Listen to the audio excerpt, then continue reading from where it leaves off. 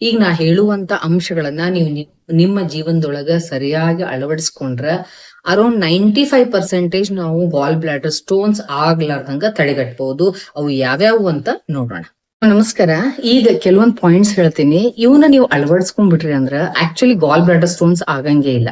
Okay, ನೀವೆಲ್ಲಾ ಕೇಳಿದ್ಮೇಲೆ ಅನಿಸ್ತದ ಇವು ಇಷ್ಟು ಈಸಿ ಅದಾವ, ಇವು ಇಷ್ಟ ಮಾಡಿದ್ರೆ ಸಾಕ ನಮ್ಗೇನು ಸಮಸ್ಯೆ ಆಗುದಿಲ್ಲ ಅನಿಸ್ತದ. ಅಷ್ಟು ಸಿಂಪಲ್ ಆಗಿರುವಂತ ಕೆಲವೊಂದು ಪಾಯಿಂಟ್ಸ್ ಅನ್ನ ಹೇಳ್ತೀನಿ, ಅವನ್ನ ಅಳವಡಿಸ್ಕೋಬೇಕು. ನಂಬರ್ 1, ಊಟ ರಿದಮಿಕ್ ಆಗಿರ್ಬೇಕು ಮತ್ತು ನಿಯಮಿತವಾಗಿರ್ಬೇಕು. ದಯವಿಟ್ಟು ಮೀಲ್ಸ್ ಅನ್ನ ಸ್ಕಿಪ್ ಮಾಡ್ಲಿಕ್ಕೆ ಹೋಗ್ಬೇಡ್ರಿ. ನಾವೆಲ್ಲ ಊಟ ಸ್ಕಿಪ್ ಮಾಡ್ತೀವಿ ಅಂತ ನಿಮ್ಗೆ ಅನಿಸ್ಬೋದು. ಮೋಸ್ಟ್ ಆಫ್ ದ ಟೈಮ್ಸ್ ಹೆಣ್ಮಕ್ಳು ಮಾಡ್ತಾರೆ. ಕೆಲಸದ ಒತ್ತಡದೊಳಗ ಟಿಫನ್ ಮಾಡೋದ ಮರ್ತಿರ್ತಾರ, ಅಥವಾ ಏನೋ ಒಂದ್ ಟೆನ್ಷನ್ ಮಾಡ್ಕೊಂಡು ಊಟ ಮಾಡೋದ ಬಿಡ್ತಾರ. ಹಿಂಗ ನಿಮ್ಮ ಊಟ ಯಾವಾಗ್ಲೂ ನಿಮ್ಮ ದೇಹ ಹೈಟ್ ವೇಟ್ ನೋಡ್ಕೊಂಡು, ನಿಮ್ ಪ್ರಕೃತಿ ನೋಡ್ಕೊಂಡು ಒಂದು ನಿಯಮ ಮಾಡ್ಕೊಂಡಿರ್ಬೇಕು. ಓಕೆ, ಬೆಳಗ್ಗೆ ಇಷ್ಟು, ಮಧ್ಯಾಹ್ನ ಇಷ್ಟು, ರಾತ್ರಿ ಇಷ್ಟು, ಅಥವಾ ಬೆಳಗ್ಗೆ ಮಧ್ಯಾಹ್ನ ಇಷ್ಟು, ರಾತ್ರಿ ಬಹಳ ಕಡಿಮೆ. ಅದೇನು ಒಂದು ರಿದಮ್ ಇರ್ತದಲ್ಲ, ಇದನ್ನ ಮಿಸ್ ಮಾಡ್ಲಿಕ್ಕೆ ಹೋಗ್ಬೇಡ್ರಿ. ಪದೇ ಪದೇ ನೀವು ಮೀಲ್ಸ್ ಅನ್ನ ಸ್ಕಿಪ್ ಮಾಡಿದ್ರಿ ಅಂದ್ರೆ ನಿಮ್ದು ಮೆಟಬಾಲಿಕ್ ಫಂಕ್ಷನ್ ಡಿಸ್ಟರ್ಬ್ ಆಗ್ತದ. ಬಾಡಿ ಒಳಗಡೆ ಬೈಲ್ ಕಾನ್ಸಂಟ್ರೇಷನ್ ಸ್ಟ್ರಾಂಗ್ ಆಗಿ ಸ್ಟೋನ್ಸ್ ಆಗ್ತಾವ. ಅದಕ್ಕೋಸ್ಕರ ಯಾವತ್ತೂ ಮೀಲ್ಸ್ ಅನ್ನ ಸ್ಕಿಪ್ ಮಾಡ್ಲಿಕ್ಕೆ ಹೋಗ್ಬೇಡ್ರಿ. ಇನ್ 2ನೇ ಪಾಯಿಂಟ್ ಏನಂದ್ರೆ, ಯಾವ್ದೋ ರುಚಿ ಆಗಿರ್ತದ ಒಂದ್ ಐಟಮ್ ಅಂತೇಳಿ ಹೆವಿ ಊಟ ಮಾಡೋದು. ಅಥವಾ ರುಚಿ ಆಗಿರ್ಲಿಲ್ಲ ಅಂದ್ರೂ ನಮ್ಮಲ್ಲಿ ಒಂದ್ ಪದ್ಧತಿ ಐತಿ, ಏನೋ ಊಟ ಮಾಡ್ಬೇಕಾದ್ರೆ ಇನ್ನೊಂದ್ ಸ್ವಲ್ಪ ತಗೋ, ಹೊಟ್ಟೆತುಂಬ ಊಟ ಮಾಡ್ ಅಂತೇಳಿ ಫೋರ್ಸ್ ಮಾಡೋರು ಒಂದಿಷ್ಟು ಜನ ಇರ್ತಾರ. ನಾವು ಹಂಗ ತಿಂದ್ಬಿಡ್ತೇವಿ. ಹಂಗ ಹೊಟ್ಟಿ ಬಿರಿ ಆಗುವಂಗ ಊಟ ಮಾಡ್ಲಿಕ್ಕೆ ಹೋಗ್ಬ್ಯಾಡ್ರಿ. ಇನ್ನೂ ಸ್ವಲ್ಪ ಊಟ ಬೇಕು ಅಂತ ಮನಸ್ಸಿಗೆ ಅನಿಸ್ಬೇಕಾದ್ರನ ಬಿಟ್ಬಿಡ್ಬೇಕು. ಸೊ ಇವ್ 2 ಪಾಯಿಂಟ್ಸ್ ಅನ್ನ ನೀವು ಫಾಲೋ ಮಾಡ್ಲೇಬೇಕು. 3ನೇದ್ದೇನು ಅಂದ್ರ ಹೈಡ್ರೇಷನ್. ಇದೆಷ್ಟು ಸಿಂಪಲ್, ಇದು ನೀರ್ ಕುಡಿತೀವಲ್ಲ ಅಂತ ನಿಮ್ಗೆ ಅನಿಸ್ಬೋದು, ಬಟ್ ಬಹಳ ಜನ ಮಿಸ್ಟೇಕ್ ಮಾಡ್ತಾರ. ಈ ಮಳೆಗಾಲ ಅಲ್ಲ, ನನ್ನ ಹತ್ರ ಪ್ರತಿ ದಿವಸ ನಾವ್ ಹಿಸ್ಟ್ರಿ ತಗೋಬೇಕಾದ್ರ ಅದ ಇಲ್ರಿ, ಈ ಸೀಸನ್ ಒಳಗೆ ನಮ್ ನೀರ್ ಬಹಳ ಕಡಿಮೆ ಹೋಗ್ತಾವ, ನೀರಡಿಕೆನ ಆಗುದಿಲ್ಲ, ನೆನಪ ಆಗುದಿಲ್ಲ ಅಂತಾರ. ಹಂಗಲ್ಲ, ಬಾಡಿ ಡಿಹೈಡ್ರೇಟ್ ಆಗ್ಲಿಕ್ ಬಿಡಬೇಡ್ರಿ. ಸರಿಯಾದ ಪ್ರಮಾಣದೊಳಗ ನೀರ್ ಕುಡಿಲೇಬೇಕು. 2.5 ಲೀಟರ್ಗಿಂತ ಹೆಚ್ಚಿಗೆ ನೀರ್ ಕುಡಿಲೇಬೇಕು ಪ್ರತಿಯೊಬ್ಬ ಮನುಷ್ಯನು. ಜೊತೆಗೆ ಅದ್ರೊಳಗ ವೈಟಮಿನ್ ಸಿ ಆಡ್ ಮಾಡೋದನ್ನ ಮರೀಲಿಕ್ಕೆ ಹೋಗ್ಬೇಡ್ರಿ. ಹೆಂಗ್ ಮಾಡುದ ಆಡ್ ಅಂದ್ರ, ವೈಟಮಿನ್ ಸಿ ಟ್ಯಾಬ್ಲೆಟ್ಸು ಸಿರಪ್ಸು ತಗೊಳೋದ್ಕಿಂತ ಬೆಸ್ಟ್ ವೇ ಏನು ಅಂದ್ರೆ, ಪ್ರತಿ ದಿವಸ 1 ಗ್ಲಾಸು ನಾರ್ಮಲ್ ಟೆಂಪರೇಚರ್ ನೀರೊಳಗ ಲಿಂಬೆ ಹಣ್ಣಿನ ರಸ ಹಾಕೊಂಡು ಕುಡಿಯೋದನ್ನ ರೂಢಿ ಮಾಡ್ಕೊಡ್ರಿ.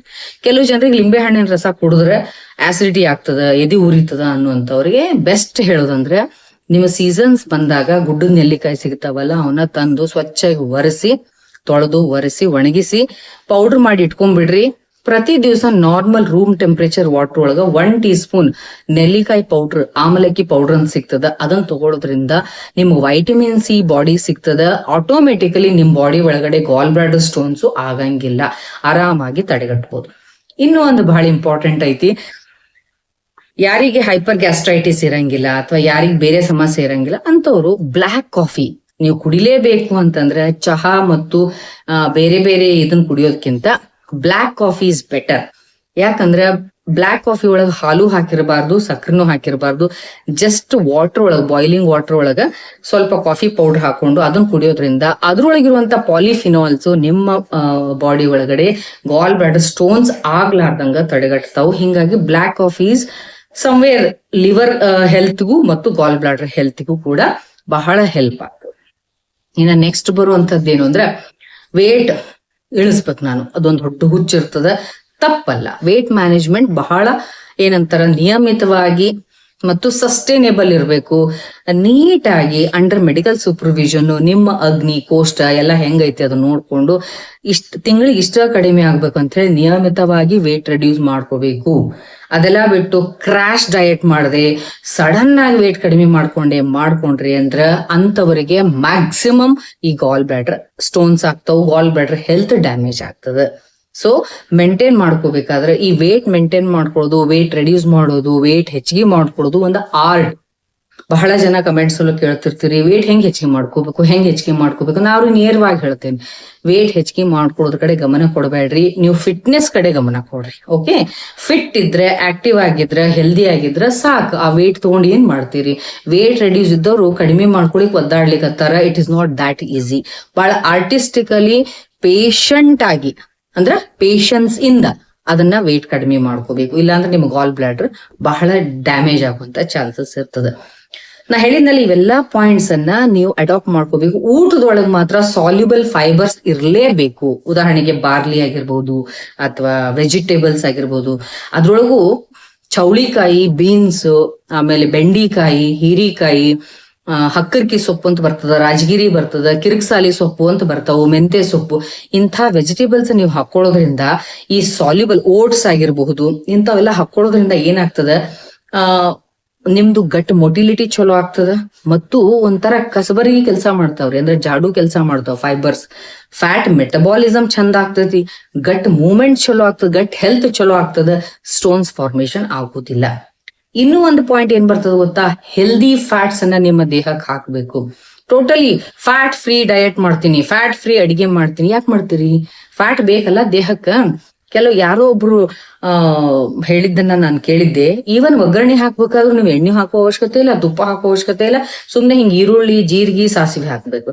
ಟೇಸ್ಟ್ ಅಲ್ಲಿಂದ ಬರ್ತದ, ಸುಮ್ಮನೆ ತುಂಬುದಲ್ಲ ದೇಹಕ್ಕ. ಹೃದಯ ವಿರುದ್ಧ ಮಾಡ್ಕೋಬೇಡ್ರಿ, ಟೇಸ್ಟ್ ಇರ್ಬೇಕು, ಮನಸ್ಸಿಗೆ ಖುಷಿ ಕೊಡುವಂತ ಆಹಾರ ತಗೋಬೇಕು. ಜೊತೆಗೆ ಕಂಪ್ಲೀಟ್ಲಿ ಲೋ ಫ್ಯಾಟ್ ಇತ್ತಂದ್ರೂ ಕೂಡ ನಿಮ್ಮ ಗಾಲ್ ಬ್ಲಾಡರ್ ಒಳ್ಳೇದಲ್ಲ. ಅದಕ್ಕೋಸ್ಕರ ಹಿತಮಿತವಾದಂತ ಒಳ್ಳೆಯ ಹೆಲ್ದಿ ಫ್ಯಾಟ್ಸ್ ಅನ್ನ ನಿಮ್ಮ ಬಾಡಿಗೆ ಸೇರಿಸ್ಬೇಕು. That's very very important. Okay, ಇನ್ನೇನ್ ಮಾಡ್ಬೇಕು? ನಿದ್ದೆ. ನೀವು ನಿದ್ದಿಗೆಟ್ರಿ ಅಂದ್ರ, ನೈಟ್ ಔಟ್ಸ್ ಮಾಡ್ತಿದ್ರಿ ಅಂತಂದ್ರ, ಜಂಕ್ ಫುಡ್ಸ್ ಅನ್ನ ಹೆಚ್ಚಿಗೆ ತಿಂತಿದ್ರಿ ಅಂದ್ರ, ಅಂತವ್ರಿಗೇನೆ ಹೆಚ್ಚಿಗೆ ಪ್ರಮಾಣದೊಳಗ ಗಾಲ್ ಬ್ಲಾಡರ್ ಸ್ಟೋನ್ಸ್ ಆಗ್ತಾವು. ರಿಸರ್ಚ್ ಅದನ್ನ ಹೇಳ್ತದ, ಕ್ಲಿನಿಕಲಿ ಕೂಡ ನಮಗ ಅಂತ ಪೇಷಂಟ್ಸೇ ಬರ್ತಾರ. ಓಕೆ, ಯಾರಿಗೆ ಗಾಲ್ ಬ್ಲಾಡರ್ ಸ್ಟೋನ್ಸ್ ಬರ್ತಾವ ಅಂದ್ರೆ, ಒಂದು ಹೆವಿ ಏನೋ ಜಂಕ್ ಫುಡ್ಸ್ ಅನ್ನ ಹಾಕ್ತಿರ್ತಾರ, ಇಲ್ಲ ವಿಪರೀತವಾಗಿ ಸ್ಟ್ರೆಸ್ ತಗೊಂತಿರ್ತಾರ, ನೈಟ್ ಔಟ್ ಮಾಡ್ತಿರ್ತಾರ, ಸರಿ ನಿದ್ದೆ ಮಾಡ್ತಿರಂಗಿಲ್ಲ. ಇವನ್ನೆಲ್ಲಾ ನೀವು ಬಿಟ್ಟು ಸರಿಯಾಗಿ ಬಾಡಿ ಹೈಡ್ರೇಟ್ ಮಾಡ್ಕೊಂಡು, ಚಂದ ವೆಜಿಟೇಬಲ್ಸ್ ಹಾಕಿ, ಲಿಮಿಟೆಡ್ ಕಾರ್ಬ್ಸ್ ಹಾಕಿ, ಬ್ಯಾಲೆನ್ಸ್ಡ್ ಫುಡ್ ಊಟ ಮಾಡೋದ್ರಿಂದ ಸಮದೋಷ, ಸಮಧಾತು, ಸಮ ಅಗ್ನಿ ಆಗ್ತದ. ಆಟೋಮೆಟಿಕಲಿ ಮಲಧಾತು ಕ್ರಿಯೆಗಳು ಕೂಡ ಸಮ ಆಗ್ತಾವು. ಆಟೋಮೆಟಿಕಲಿ ನಿಮ್ದು ಆತ್ಮ, ಇಂದ್ರಿಯ, ಮನಸ್ಸು ಕೂಡ ಪ್ರಸನ್ನ ಆಗ್ತದ. ಈ ಮತ್ತೆ ಕಲ್ಲಿನ ವಿಷಯನೇ ಬರುದಿಲ್ಲ, ಕಲ್ಲುಗಳ ಫಾರ್ಮ್ ಆಗುದೇ ಇಲ್ಲ, ಹೌದಲ್ರಿ? ಅದಕ್ಕ ಹೊರಗಡೆ ಕಲ್ಲುಗಳಿದ್ದೇ ರಗಡದಾವು, ದೇಹದೊಳಗು ಕಲ್ಲುಗಳನ್ನ ಫಾರ್ಮ್ ಮಾಡ್ಕೊಳಿಕ್ ಹೋಗ್ಬೇಡ್ರಿ. ಸರಿಯಾಗಿ ಆಹಾರ, ವಿಹಾರ, ಆಚಾರ, ವಿಚಾರವನ್ನ ಅಳವಡಿಸ್ಕೊಂಡ್ರೆ ಎಂತ ಕಲ್ಲನ್ನಾದ್ರೂ ದೇಹ ಕರಗಿಸ್ತದ. ಆ ಶಕ್ತಿ ನಮ್ಮ ದೇಹಕ್ಕೈತಿ. ಆ ರೀತಿಯಾಗಿ ದೇಹವನ್ನ ಪಳಗಿಸ್ಬೇಕು.